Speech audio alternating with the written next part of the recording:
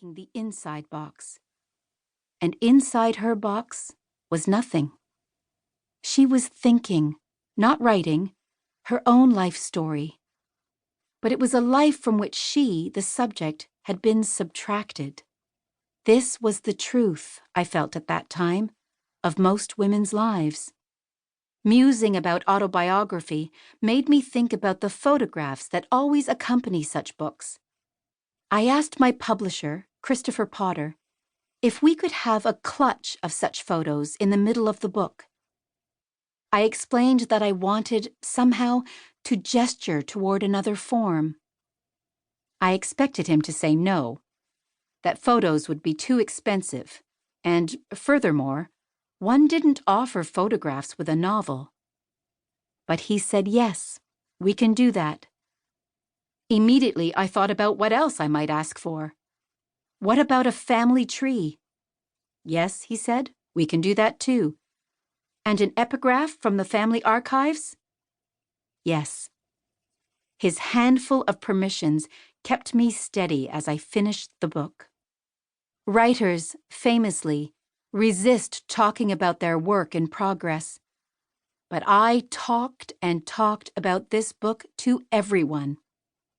I asked my friend, Jennifer Graham, about her elderly father, Alf, and she told me where she suspected his thoughts drifted to and what they were made of. I asked my colleagues at the University of Manitoba, over lunch, meeting in the hallways of the Arts Building, about certain period phrases I wanted to use. Professor Lou Lehman managed to track down the expression, "see you in the movies," to a novel published in 1929. That was good news. I could use it. The Stone Diaries only seems like a private book, almost, in fact, a woman's intimate journal. I am astonished, looking back, how public the writing of it was. I loved this collective assemblage, this gathering of verbal cues and scattered anecdotes. This process was a large part of the joy I felt at that time.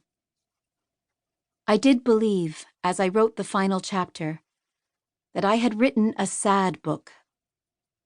From its inception, I found myself writing toward the phrase, "I am not at peace." When I got there, finally, on the second-to-last page, I was reluctant to register those words. My want had always been to find harmony and reconciliation, but the phrase pressed on my consciousness and my conscience. Finally, I committed it to print. I've learned to live with that hard choice. Carol Shields, December 2001. 1. Birth, 1905. My mother's name was Mercy Stone Goodwill. She was only 30 years old when she took sick, a boiling hot day, standing there in her back kitchen making a Malvern pudding for her husband's supper. A cookery book lay open on the table. Take some slices of stale bread, the recipe said, and 1 pint of currants, half a pint of raspberries, 4 ounces of sugar, some sweet cream if available. Of course, she's divided the recipe in half, there being just the 2 of them, and what with the scarcity of currants and Kyler, my father, being a dainty eater.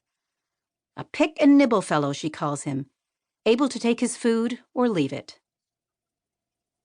It shames her how little the man eats, diddling his spoon around in his dish, perhaps raising his eyes once or twice to send her one of his shy, appreciative glances across the table, but never taking a second helping, just leaving it all for her to finish up, pulling his hand through the air with that dreamy gesture of his that urges her on, and smiling all the while, his daft, tender-faced look. What did food mean to a working man like himself? A bother, a distraction, perhaps even a kind of price that had to be paid in order to remain